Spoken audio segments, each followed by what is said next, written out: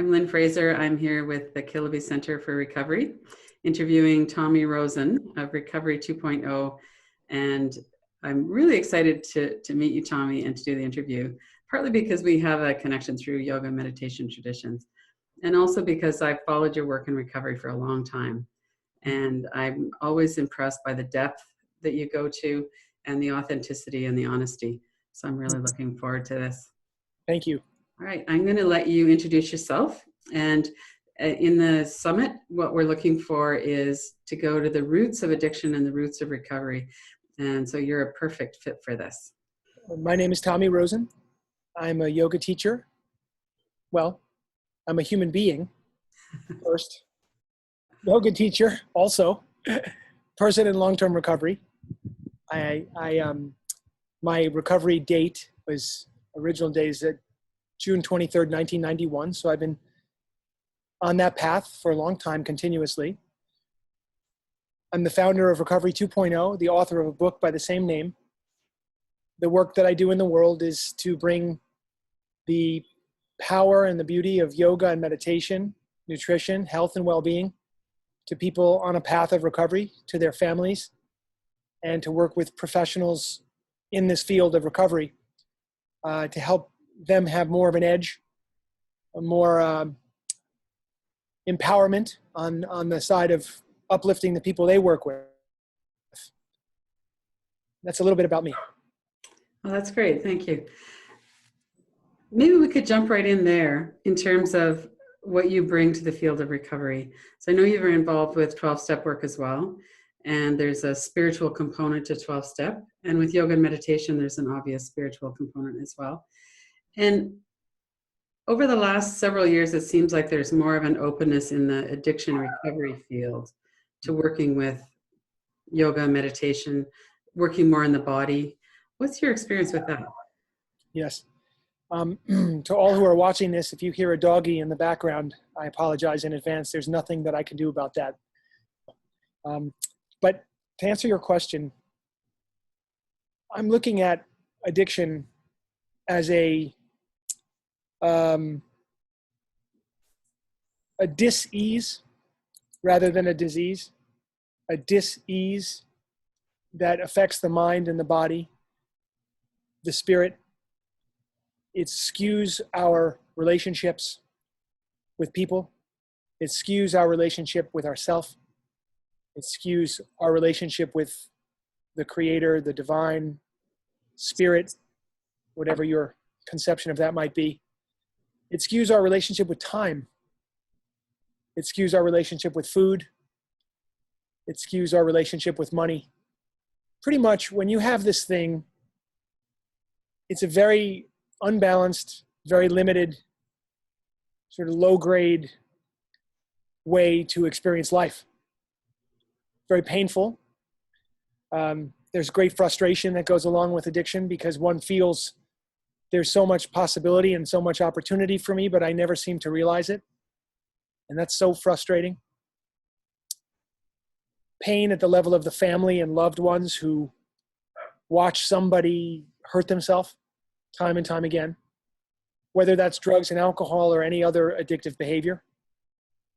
You asked, what do I bring to the field of recovery?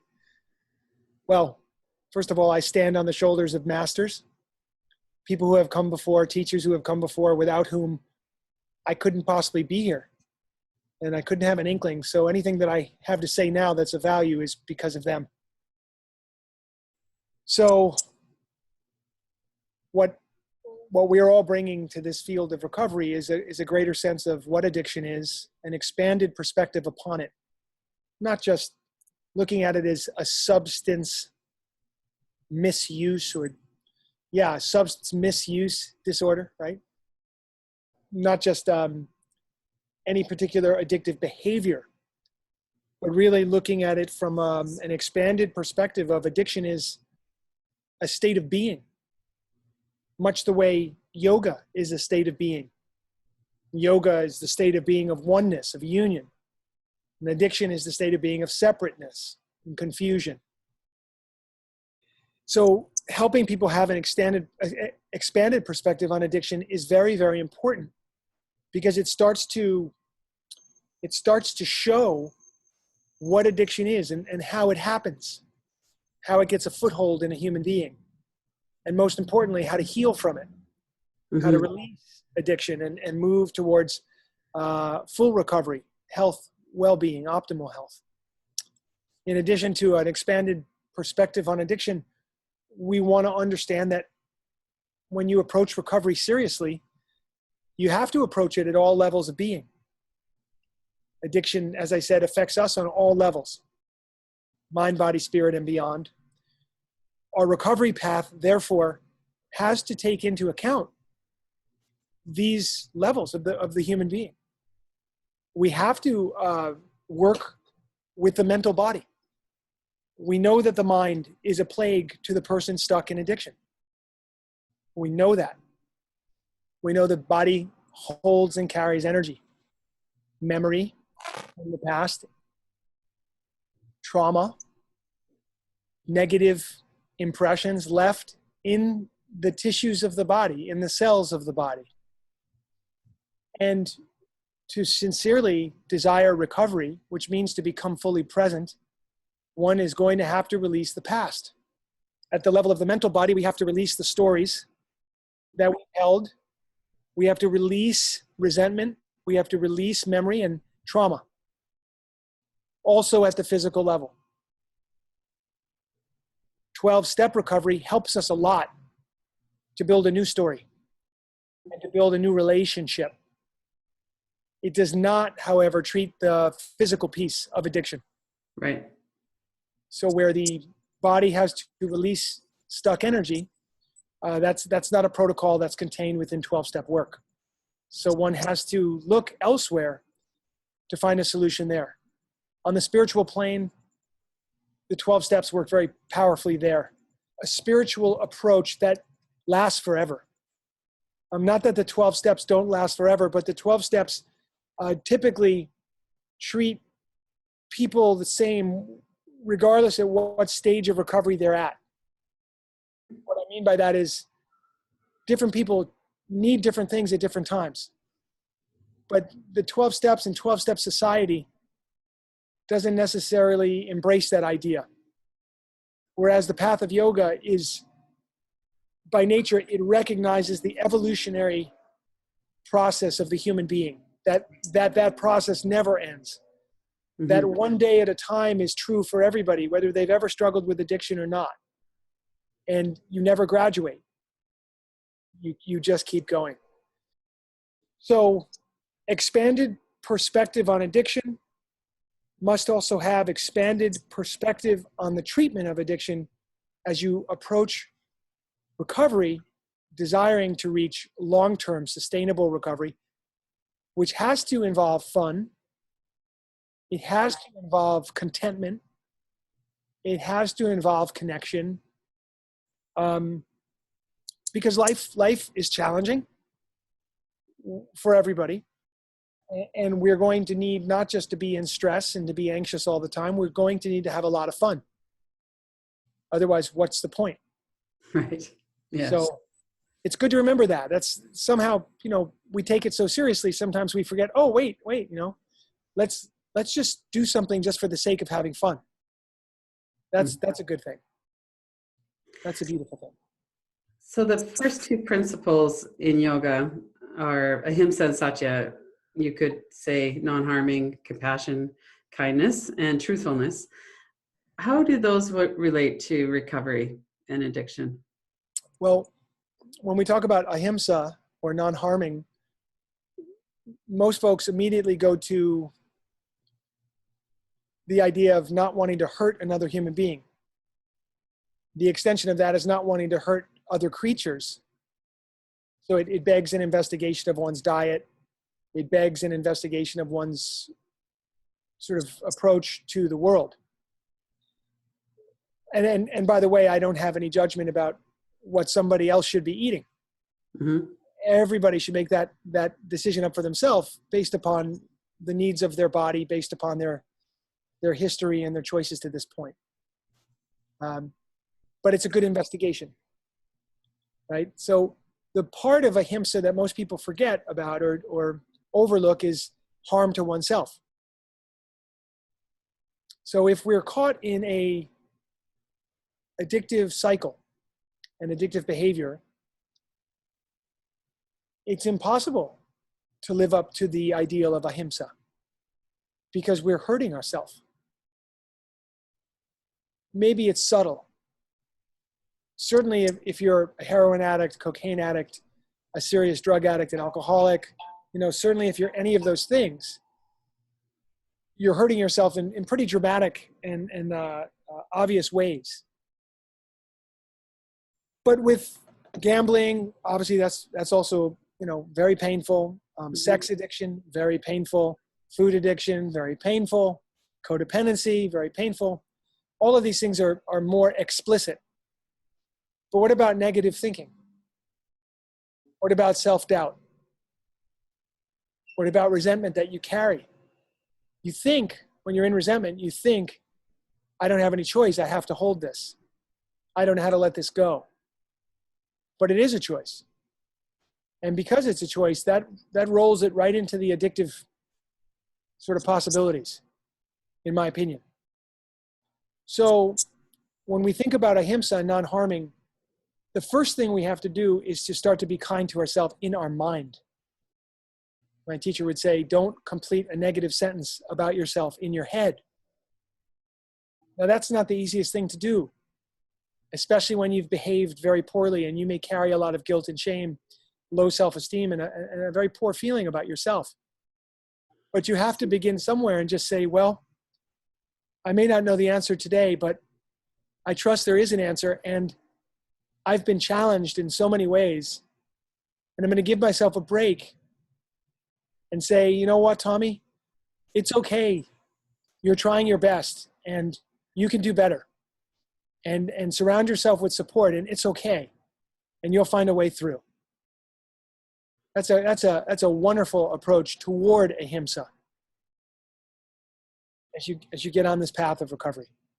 And there's so much shaming and stigma that the culture puts on people with addiction. It's not surprising that we're doing that to ourselves as well. Not surprising at all. Yeah. I think we're very hard on ourselves, and I think we're very hard on each other. Somehow we forget that everybody makes mistakes. Somehow we forget that everybody has lied. Everybody has stolen. Everybody has cheated at some point, somewhere. That these are human things. None of us are perfect. And so we forget that. And even that the judgmental part of ourselves when we judge others. There's a harm in that too, even though it's subtle. And if you are tuned into it, the way you'll feel it is it'll come with a hangover right away. A little energetic hangover, like, oh, something's wrong. What's wrong? Oh, I was just speaking really poorly about someone. Right. And I don't feel good about it. So that's a form of harm. Anyway, important to consider ourselves as a member of the universe, that in active addiction, we cannot live up to this ideal. And when we get onto the path of recovery is the first time we really can look at ahimsa and say, okay, let me try. Let me try to be kinder. And then you have satya, truthfulness, non-lying. Here also, the primary relationship with oneself. Learning to be, in 12-step speak, we would say learning to be rigorously honest. It's rigorously honest with yourself. How am I? Have I slowed down enough to look and to be able to answer that question? What's working in my life? What's not working in my life? What are the things that are creating stress for me? If I have anxiety, where's that coming from? If I catch myself being negative, where's that coming from? How honest can I be in the self-inquiry that is required in this life? Not required in recovery, required in life, period. Otherwise, you just sort of float along. And I suppose that's fine for some people. Fine meaning they feel comfortable with it.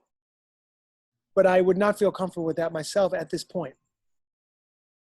Because as things start to happen and feelings start to surface and I start feeling, off or out of alignment, the inquiry must take place so that I can learn from being out of alignment.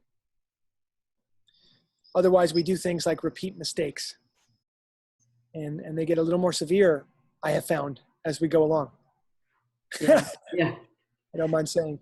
So there's a point. I mean, this takes so much courage to be honest with ourselves and to really look. And I mean, that's part of the reason why the kindness and the compassion is so important, to be doing those together. What's your sense of around the question of readiness? What is it that allows someone to go, okay, I'm ready now. I'm going to look. I'm going to get on the path of recovery. Because so often people back away. It's too much. Mm-hmm. I think, if one investigates the moment of grace or a moment of pivot or a moment of leverage or a shift in a person's life, what led to that shift, that person being able to make such a powerful shift? They were thinking this way and then they thought that way. They were doing things this way and then they were able to change and do things that way. What leads to that? I mean, generally speaking, there are exceptions. Generally speaking, it's pain. Right. Suffering. At some point you're like, I don't desire to continue this anymore. I don't know what else to do. I'm going to need a lot of help and I'm scared. But I don't desire this to be the way it's been anymore. I want to change. And bit by bit, if you have support, especially, and you're able to be honest and lean into that support, you can make it through the spiritual transformation that we're talking about and the life transformation that we're talking about. But to be under the delusion that it could take place alone, by yourself, is just, that's where people back away. They're not in the habit of picking up the phone and saying help. Or if they're willing to do that, they think they only do that when it's the most dire of circumstances. Mm-hmm. But what if it's just, I'm having a hard day and I want to talk to somebody about it? Our personal experience and even research shows us that connection with other people is really essential for a happy life, let alone for recovery. And so many people have been traumatized at the hands of other people. So they just don't trust. What would you say to someone in that situation where they know that they need to reach out, but they just don't feel like they can? I think there's a point at which a person comes to where they're in a distrusting state, hard to let others in because they've been hurt. They don't feel it's safe. And I think the only thing that really does that is love and connection from somebody. That somebody could be a therapist or a sponsor or a yoga teacher or a coach or a family member or a friend. But it's a consistent rebuilding of trust, which can really only take place through a consistent relationship with somebody.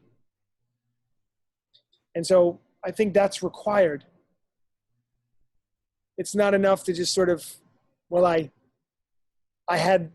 went to a meeting and I had coffee after that meeting with somebody and didn't really see them again, but it was a nice feeling.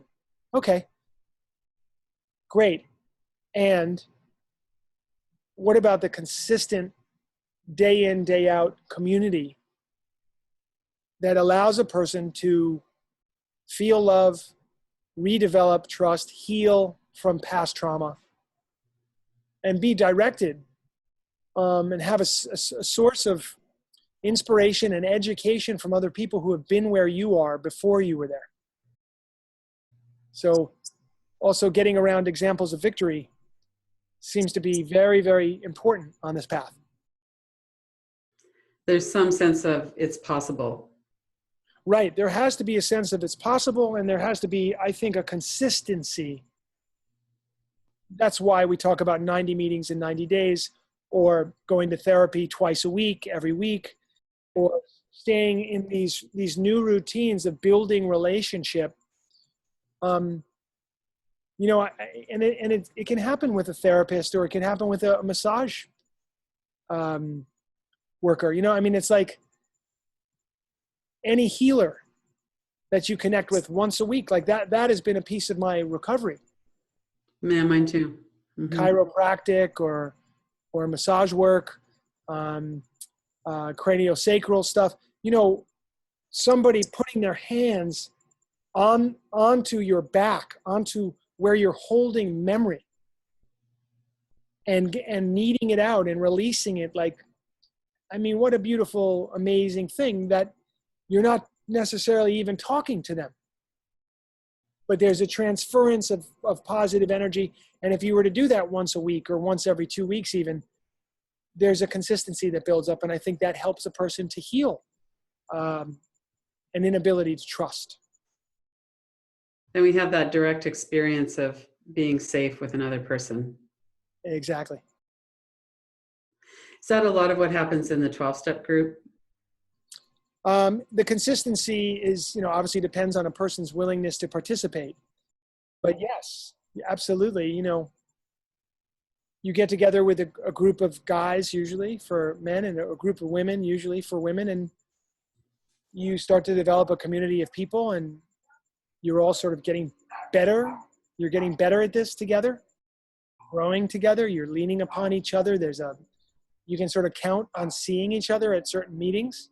Mm-hmm. And there's something really beautiful and valuable in that. Those are the momentum. Get some momentum, exactly. And begin to develop some new friendships and new relationships that aren't based upon drugs or alcohol or the way things used to be.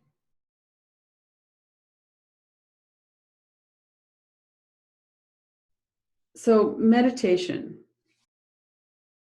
knowing ourselves. Yes. Can you just talk about that a bit? It's a big topic, and I'm not even sure where to zero in on that, but it's just such a key component to recovery. One of my teachers, Anand Mehrotra, who I love, who's a wise man in India and a loving, fun-loving and life-loving and human being-loving person, he says meditation is a personal responsibility to the world, not even to yourself. It's a responsibility to the world that you meditate every day.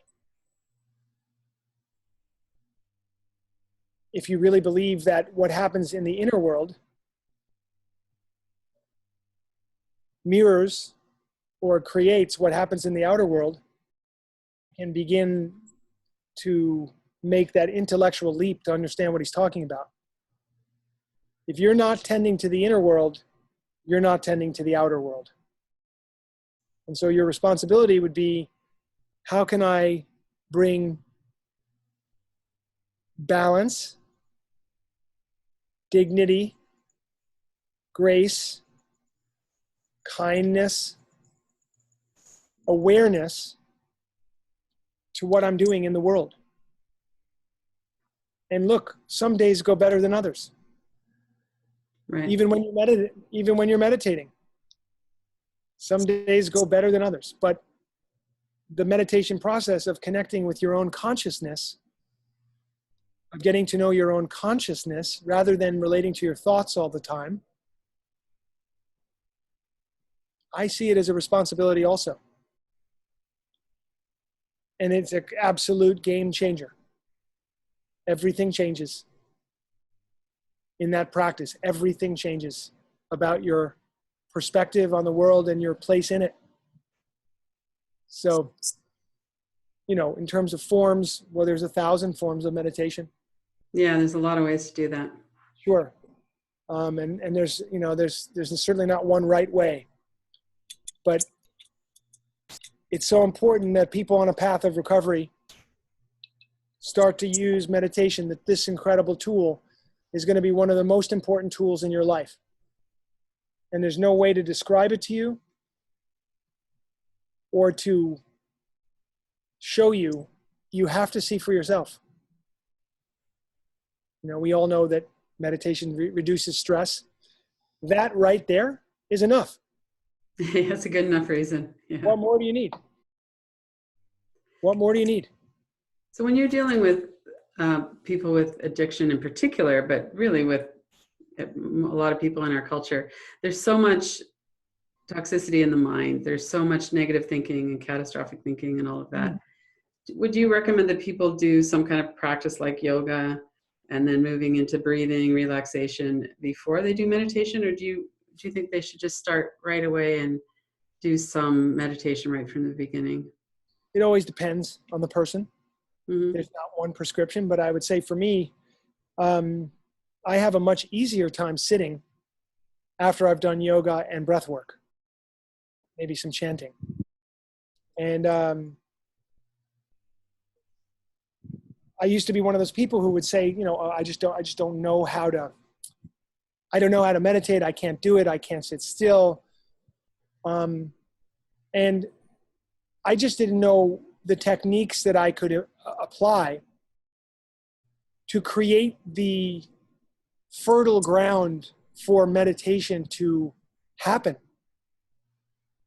In meditation, what we're hoping for, what I'm sort of working towards always, is just presence and connection. Sometimes I'll be caught up in my mind and, you know, maybe a 40-minute session goes by and it's just, I know that it was a difficult meditation process for me. I couldn't really get out of my mind. I was a little stuck in some of my stories. I kept doing the best to bring my attention back to my attention, to my beingness. But maybe it didn't go well that day, and that doesn't really matter. The continued practice and the steadiness of it is what matters. And it will absolutely, ultimately, put you into a new possibility, a new field of awareness. Like, the visual that helps me understand what I'm trying to say is, before I meditated ever, there was really only one sort of possibility for me. And let's just say that was sort of the default Tommy Rosen. Hyperactive, scattered, anxious, all those challenging things that led me to drink and use in the first place. That antsy kind of energy and yeah. Not settled and not grounded. After meditation, I would say that there was the same door was available to me, but now there were more doors. I could still be unsettled, ungrounded, anxious. I could still be that default Tommy. That door is still available to me even now.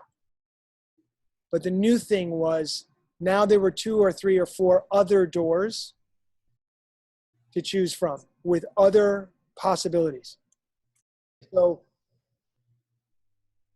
the opportunities expanded.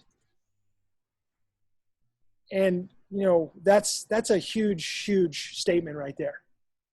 And so I say, you know, if you meditate, you'll have increased opportunity. What does some of that look like for you? Oh gosh, well, I just look at my life. Yeah. I mean, my whole life is an example of that.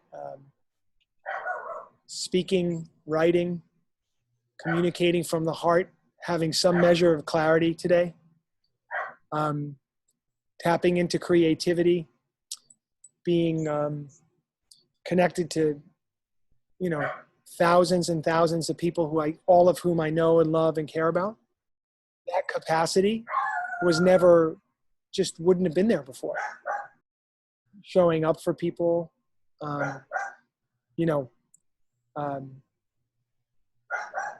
learning to be on time for things. Mhm. Basic, like those are like mundane things, navigating time and space much better is Yeah. part of it. And also new choices in my relationships, new ways of being there, new possible ways that you could react to another human being, whether that's positively or negatively. The end of, the relative end of codependency, still a work in progress, but all of those things and infinite creativity is now at my disposal because of yoga and meditation. Right. Primarily because of my recovery, my sobriety, my decision not to use drugs and alcohol any given day. And then the work of yoga and meditation, increasing one's awareness, one's consciousness, one's capacity. Sometimes people say to me, I just don't know how you do it. Really. And I'm not like trying to toot my own horn. People would say, I just don't know how you do it. You seem to do so much. And I say, well, sometimes I don't know how I do it either. And I get overwhelmed too. Sometimes I get anxious and stressed and all that too, because I've taken a lot on. The capacity that I have comes because of practice, because of my teachers, because of the teachings, because of steadiness, because of consistency. Your ground is steady now. Yeah, the ground is steady now. It doesn't mean life is all joyful all the time and that I'm free of any kind of struggles. I'm a human being, Right. subject to the human condition. But I love my life. I love this life. I'm so grateful for it. And I wouldn't have it any other way. I remember, of course, using drugs and alcohol in the insane way that I used to. But I just can't imagine going back. I can't begin to imagine what would have to happen in my life for that to take place. I don't say, oh, that could never happen. That would be arrogant. I would just say, it's just hard to envision today. One of the things that my meditation teacher said once was, once you've reached a new level in your mind and in stability, that you kind of forget what it was like almost. It doesn't seem like possible to be back in that other level. It's just your whole being is shifted. Yes. Yeah. Absolutely. I feel like it's another person. Yeah. That was someone else. So a minute ago, you said something about the decision to use or not. How would you work with that, with breathing and yoga, and how does that fit in on that kind of really practical level? Because we've been at a more deep, grounded shift of how would that work with someone who's craving whatever their substance is or their behavior? If you're in a state of craving,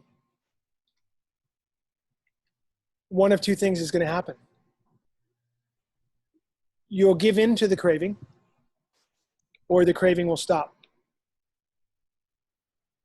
It's very simple. The question is, how do you not get into a state of craving in the first place? And if you do find yourself in a state of craving, how do you get out of it as quickly as possible? If you're working at being sober, working at being clean, working at being present, developing yourself into a person who would and could navigate life without drugs and alcohol, and who looks at other addictive behaviors and works on those to move beyond those as well. If you're actively engaged in the process and you have a path to follow, a community that you're engaged with who also follow that same path, Sangha, sacred community. If you're working day to day and staying current and you're not getting away from yourself, I have found that cravings, if they come, they go pretty quickly. Especially if you talk to another person. If you try to hide a craving, it does not go well. It feeds it. The minute you share about it, its energy is diminished. Yoga and meditation build a person's capacity to resist temptation. But they also build these new possibilities that we were speaking about a moment ago, and new neural pathways where in situations where temptation or craving would arise, it arises less frequently. Less frequently.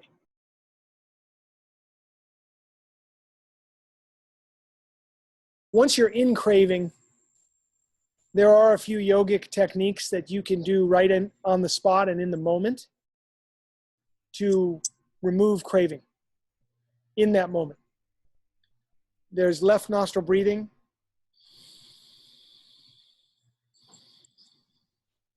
Just in and out through the left nostril only.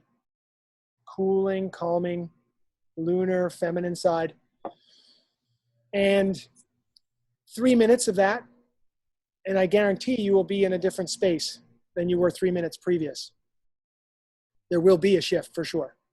There are other techniques, very simple, very accessible. But the thing about craving is we can't live there very long. It's overwhelming to the system. Okay. We'll become fatigued. You will give in one way or the other. You will make an action. You will take an action that either subsides the craving or succumbs to the craving. Kind of have two options there as far as I can tell. Right. Our brains aren't really equipped to struggle with that for long periods of time. No, and it's not enjoyable to be in a state of craving. Unrealized craving is painful. Yeah. Okay, cool. Do you have a quote that you work from that's really meaningful for you? A specific quote? It can be more than one if you like. On any particular topic? Whatever you want. Oh my goodness. Well, there's so many, you know. I love the work of Rumi and Hafiz, Yogi Bhajan, you know, Swami Rama, Rajmani Tuganayat, all these incredible teachers. One of my favorite quotes is by the great yogi Sri Ramakrishna. He said, "Pursue illumination like a person whose hair is on fire would pursue a pond." And I love that. That's great. And I would say it's perfect for recovery. Like anybody who's been caught in acute chronic addiction, the level and the lengths to which we would go to satisfy craving, like there are no bounds to it. I always say that people who struggle with addiction are the most creative people. True. To fulfill their craving, to fulfill their desire. The most incredibly creative people addicts are. And so that same creativity is available to you on a path of recovery. The driver has to be there. Driver in addiction is obvious. It's the release of craving. That's what I'm after. Mm-hmm. I want to be in that state of satisfaction. I want the craving to be satisfied, my yearning, my longing to be satisfied. And I'll go to any length to get that. And if you treat recovery like that, you cannot fail. You cannot fail on this path. If you pursue your recovery like a person whose hair is on fire would pursue a pond. And I call that into my mind again and again and again and again.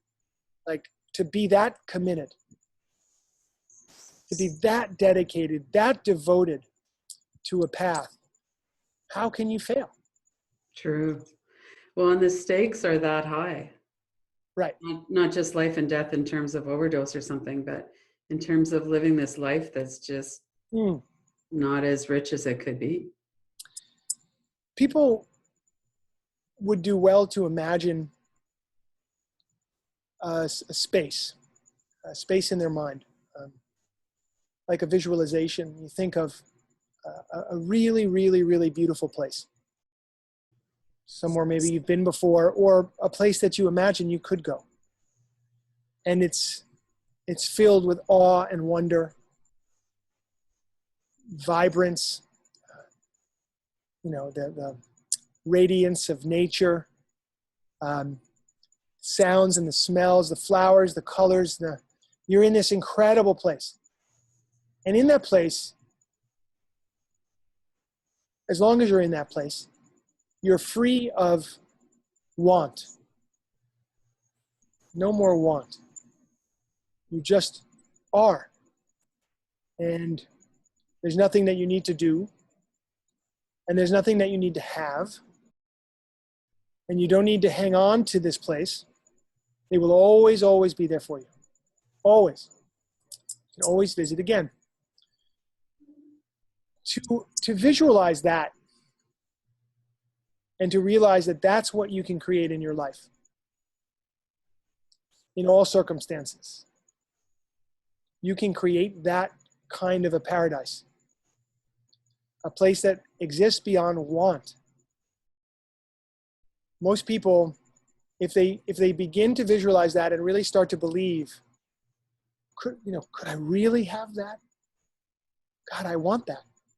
I really, yes, I say yes to that. That's what recovery is. Right. And that's worth fighting for. That's worth struggling for. And that's worth all the challenge along the way. And addiction is just the opposite of that.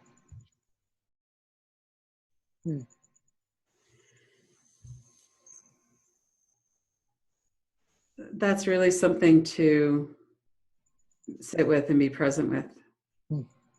Yes. It's that important. Yes. Yeah. And I don't think we necessarily do enough of that kind of visualization. What are we after? Well, we're after something almost all the time. In our work, in our relationships, in our marriages, or seeking of money, or seeking of power, or seeking of sex, or seeking of something. And when do we get to just be? How much time, a good marker for me of how I'm doing in life? How much time do I spend each day, or how much time do I give myself each day to be free of doing, to be free of having, and to be free of wanting? That's a good question for us all. And let there be at least a few minutes every day where that's the case. Yeah, at least a few. Yeah. So how could people get a hold of you? What's the best way to do that? The best thing is to join our membership community at r20.com. I'm a member of that too. Thank you for joining. I hope you're having fun with it. Definitely. Very worthwhile, very worthwhile. Thank you. Mm-hmm. That's just at www.r, the letter R, the number 2 and the number 0.com, r20.com. And we do live presentations 52 weeks of the year, every Monday night. We offer everybody a library of teachings so they can learn how to practice, meditate, and do yoga. Extensive 12-step conversations and library, smart recovery, refuge recovery, Y12SR, yoga, 12-step recovery. We honor all paths. Everybody's welcome. It's very inclusive and very optimistic community of people. So you come there and you can reach me through there, or just Tommy at r20.com. And I love to hear from everybody. If it takes me a minute to get back, don't take it personally. lots of communications going on, but we're really available in this community. We created it to be able to support the day-to-day needs of people in recovery and their families. So come and join us there. Thank you so much for being part of this. We really appreciate that you take the time to do that. And the recovery work that you do is so meaningful and so inspiring as well. And to see you have gone from the life that you had to a life of service the way you have is a treat to see. Thank you so much, Lynn. I'm so grateful. Thank you.